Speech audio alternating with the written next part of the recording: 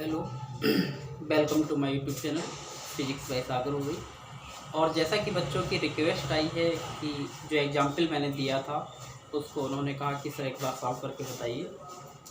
तो example 1.9 page number 22 और figure ये दिया गया है। फिगर में दिया है कि दो चार्ज हैं, पॉजिटिव चार्ज नेगेटिव चार्ज, जैसे Q1 Q2 दिया है और यहाँ पर 3 पॉइंट है A, B और ये C। Q1 Q2 एक पॉजिटिव एक निगेटिव, भले ही Q1 Q2 अलग अलग है लेकिन उनकी वैल्यू सेम है 10⁻⁸ कूलम, मैग्नीट्यूड मतलब परिमाण में समान है। तो to find the electric field at point A, B and C, मतलब A, B, C पर टोटल इलेक्ट्रिक फील्ड मतलब वैद्युत क्षेत्र ज्ञात कीजिए। इस टाइप का ये क्वेश्चन आया हुआ है। तो सबसे पहले हम इलेक्ट्रिक फील्ड निकाल लेते हैं पॉइंट A पर। ठीक है, ध्यान रखिएगा कहाँ कहाँ इलेक्ट्रिक फील्ड निकालनी है, पॉइंट A पर, B पर और C पर। तो 3 क्वेश्चन है, बहुत अच्छा कॉन्सेप्ट है, इससे आधारित कई न्यूमेरिकल्स आप लोग लगा पाएंगे। तो ध्यान से इसको देखिए। मान लेते हैं पहला पॉइंट, तो electric field at point A. तो ए यहाँ है।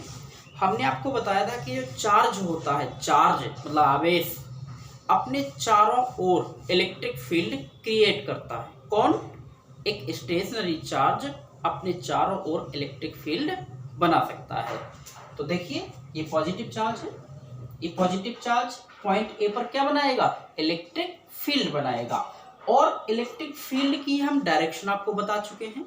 इलेक्ट्रिक फील्ड की डायरेक्शन प्लस चार्ज से दूर होती है और माइनस चार्ज अपनी ओर खींचता है। ये हम पिछले लेक्चर में आपको बता चुके हैं।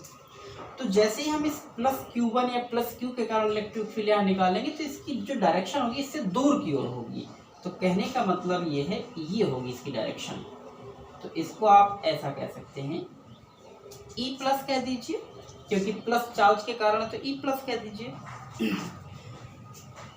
अच्छा, तो ये होगा कितना? देखिए, due two plus Q1 charge, तो इसको E प्लस आपने नाम दिया है। फॉर्मूला वही, सिंगल चार्ज के कारण इलेक्ट्रिक फील्ड क्या? 1/4πε0, जिसकी वैल्यू कितनी होती है? 9 × 10⁹। फिर होता है Q/r²। तो Q कितना है ये यहाँ पर, इसके कारण निकाल रहे हैं। तो ये Q आपका 10⁻⁸ अपॉन r²। r क्या होती है? डिस्टेंस बिटवीन देम, मतलब उस चार्ज से उस पॉइंट की बीच की डिस्टेंस। तो कितनी है यहाँ से यहाँ तक? 0.05 मीटर। और इसका क्या करेंगे? स्क्वायर, क्योंकि 9 × 10⁹ Q/r²। तो कर दीजिए स्क्वायर मतलब 2 बार, तो 0.05। अब इसे आपको करना है कैलकुलेट। तो देखिए 10⁻⁹ प्लस का है, माइनस का 8 है, तो यहाँ पर 10 बचा, तो 9 × 10 बचा। यहाँ पॉइंट 2 जगह है, यहाँ पॉइंट 2 जगह है, तो 10⁻⁻ ये 4 निकलेगा और कहाँ चला जाएगा? ऊपर।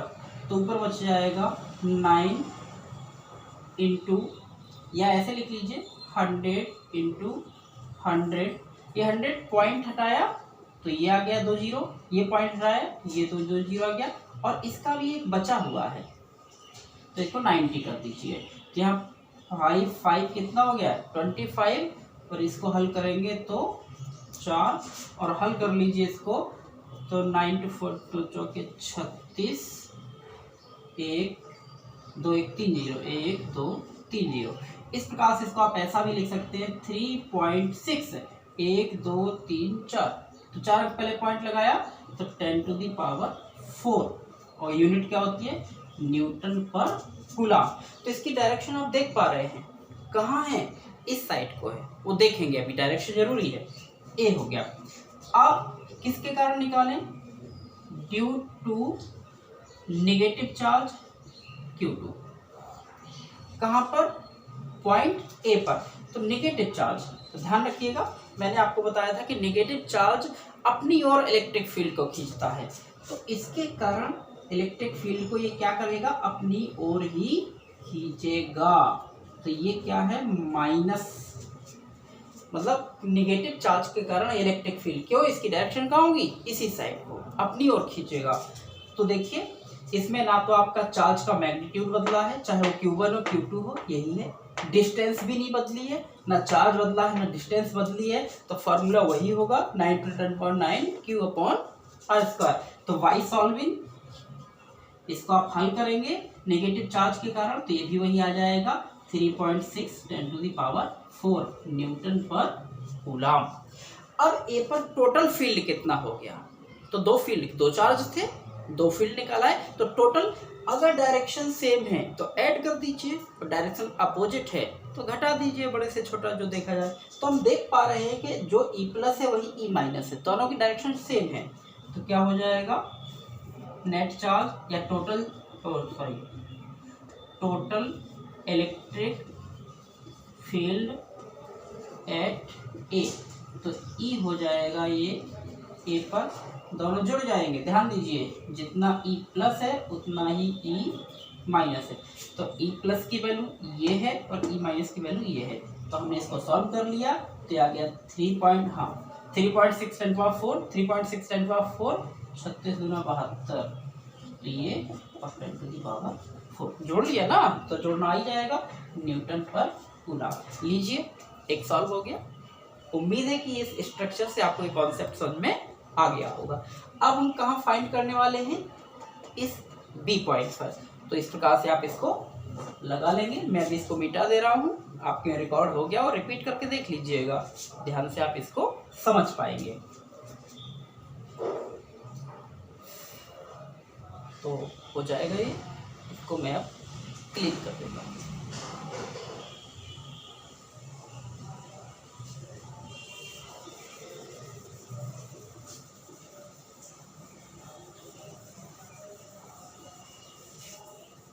अब हम लोग निकाल रहे हैं second point, electric field at point B, और बी कहाँ है, ये ड्यू टू पॉजिटिव चार्ज, तो E+ नाम इसका फिर से दे लीजिए, कोई प्रॉब्लम नहीं है, सेकेंड स्टेप है।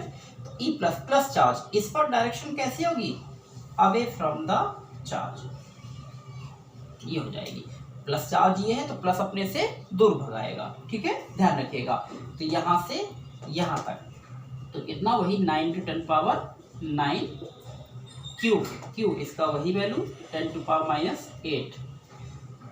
And Q/r²। यहाँ से यहाँ तक की डिस्टेंस कितनी है, 0.05, स्क्वायर है तो 0.05, ये तो बिल्कुल वैसे ही आ गया। सॉल्व करिए इसको, तो फिर से वही 3.6 × 10⁴ N/कूलम। डायरेक्शन आप देख रहे हैं, इस साइड को है, वेस्ट पश्चिम की ओर।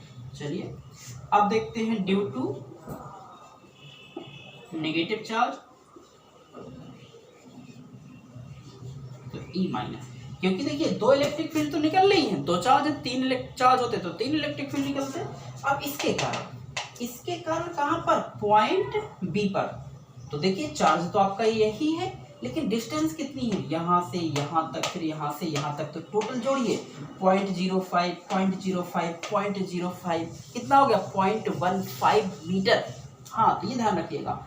तो इसको हमने सॉल्व किया, तो 9 × 10⁹, मतलब 1/4 की वैल्यू Q वही है 10⁻⁸/r²। तो यहाँ से यहाँ तक की डिस्टेंस 0.15 × 0.15। अब आप लोग इसको कैलकुलेट कर लेंगे, ऊपर बचा कितना 90, क्योंकि ये हटा, ये इससे बचेगा 90, और ये 2 0 आ जाएंगे, 100 और ये हो जाएगा 15 काट लीजिए। आप इसको सॉल्व कर पाएंगे, तो ये हो जाएगा 3 × 5 = 15, 30 × 3 = 90, और 3 × 5 = 25, 25 चौके 7, 4 गुणे 25, ये आएगा। लेकिन इसमें देखो 10 पावर 4 आया, इसमें 10 पावर 3, तो हम वैसे ही बनाएंगे क्योंकि जोड़ेंगे घटाएंगे, तो 0.4 और 10 टू पावर 4 न्यूटन पर कूलम। अब डायरेक्शन देखिए आप लोग, हाँ सॉरी, माइनस चार्ज था, इसकी डायरेक्शन क्या होगी, इसी साइड होगी क्योंकि अपनी ओर खींचेगा। तो ध्यान से देखिए, प्लस चार्ज से आउटवर्ड है और माइनस चार्ज से इनवर्ड।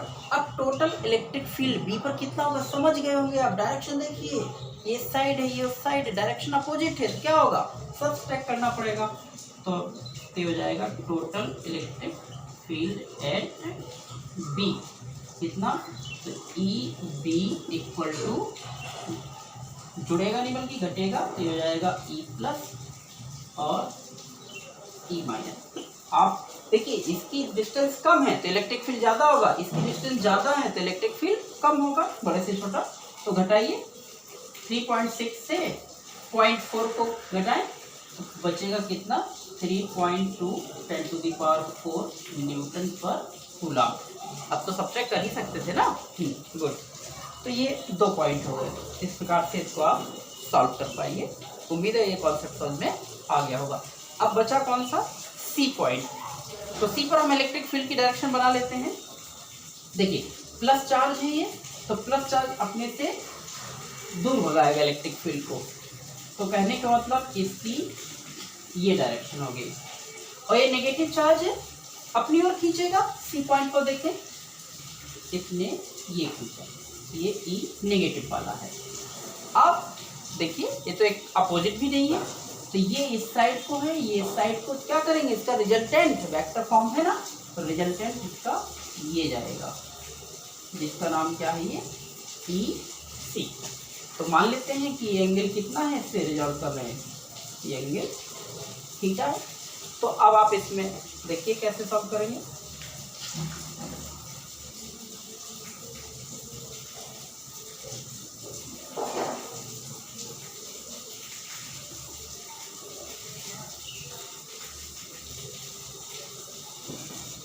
तो इसकी सिचुएशन को हम यहाँ बना देते हैं। ये पॉइंट सी है, ये आपका ई प्लस है, ये आपका ई माइनस है और ये नेट ई सी है। देखिए इसको आप रिजॉल्व करेंगे,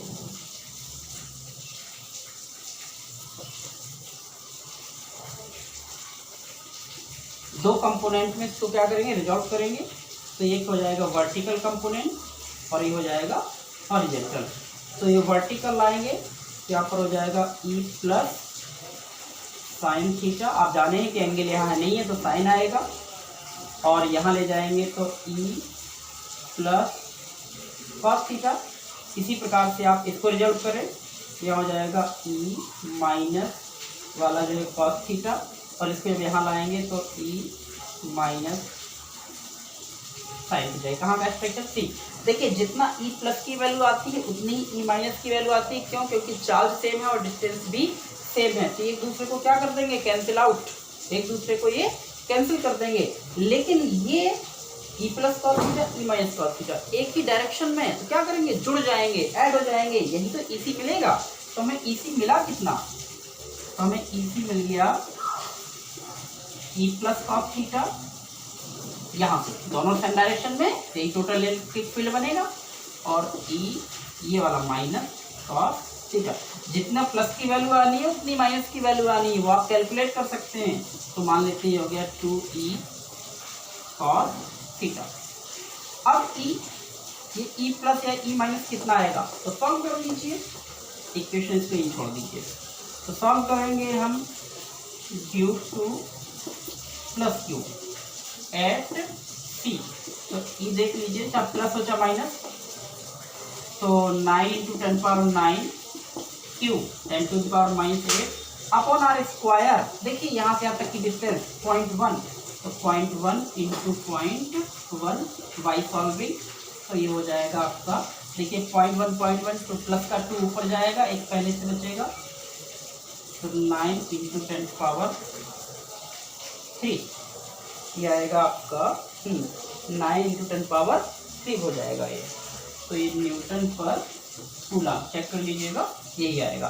तो चाहे ई प्लस हो चाहे ई माइनस हो, यही आना है। अब हम इक्वेशन फर्स्ट में इसकी वैल्यू रखते हैं। अब इस फिगर का काम खत्म हो गया, आप यहाँ देख सकते हैं ध्यान से।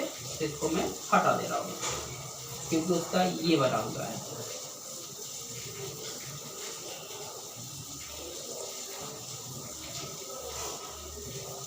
तो अब वैल्यू रखते हैं EC इक्वल टू, हो गया 2E, कोई भी E चाहे प्लस वाला हो या माइनस वाला, कितना आया 9 इंटू 10 पावर 9, 9 पर 10 पावर नहीं 9 टू 10 पावर 3 सॉरी, तो 9 10 पावर 3, तो हो गया 2E cos थीटा।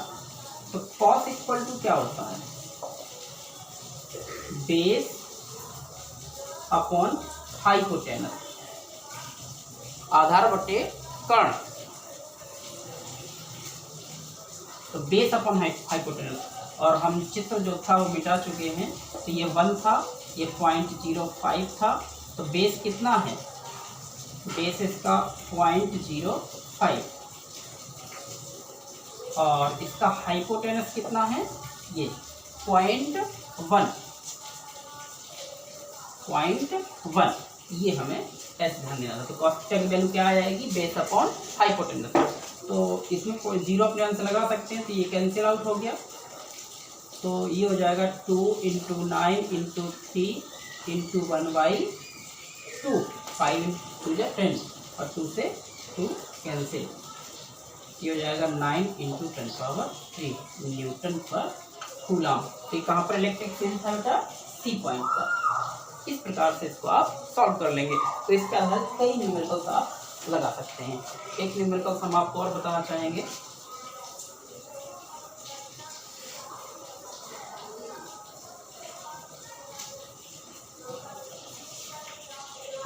देखिए इसका है कोई एग्जाम्पल, मान लीजिए ऐसे ही कि कोई चार्ज है 0.009 माइक्रो कूलम और जहाँ पर ये स्थित है उसके पॉइंट हैं √2, √7 और 0। तो कह रहा है इन पॉइंटों पर इस चार्ज के कारण इन पॉइंटों पर इलेक्ट्रिक फील्ड काउंट कीजिए, इलेक्ट्रिक फील्ड की गणना कीजिए। तो देखिए इस टाइप से दिया है, तो इसको हम ऐसा मान सकते हैं कि x की वैल्यू है, y की वैल्यू है और ये z ये कंपोनेंट हैं। तो हमने एक वैल्यू फार्मूला पढ़ा है E इक्वल टू, अगर हम वेक्टर फॉर्म में लें तो ये हो जाएगा 1/4 pi epsilon not Q upon R square, ऐसे, और इसकी डायरेक्शन r कैप। लेकिन हम इसमें अगर ध्यान से देखें तो इस r कैप की वैल्यू क्या होगी, वेक्टर r अपॉन उसका मैग्नीट्यूड। थोड़ा सा इसको कैलकुलेट करते हैं, 1/4 pi epsilon not Q upon r cap की वैल्यू रखिए, यहाँ पर वेक्टर r, तो यहाँ कितना हो जाएगा, r पावर 3 हो जाएगा, क्योंकि इसकी वैल्यू रखोगे तो एक r इसमें मल्टीप्लाई हो जाएगा, ध्यान रखिएगा। और ये वेक्टर r क्या है, पोजीशन वेक्टर, जो पढ़ चुके हैं आप 11th में। तो x i cap plus y j cap plus z k cap. तो इस प्रकार से हो गया Q upon 4 pi epsilon not, Q upon 4 pi epsilon not और r q, ठीक है।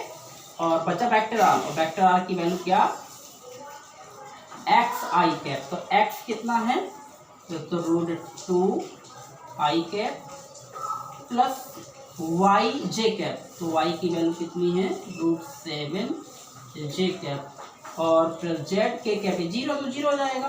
तो इस प्रकार से आप इसको लगा सकते हैं।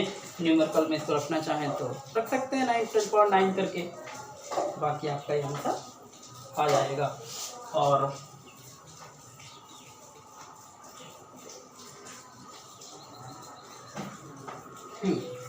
और भी आप इसको आगे हल कर सकते हैं।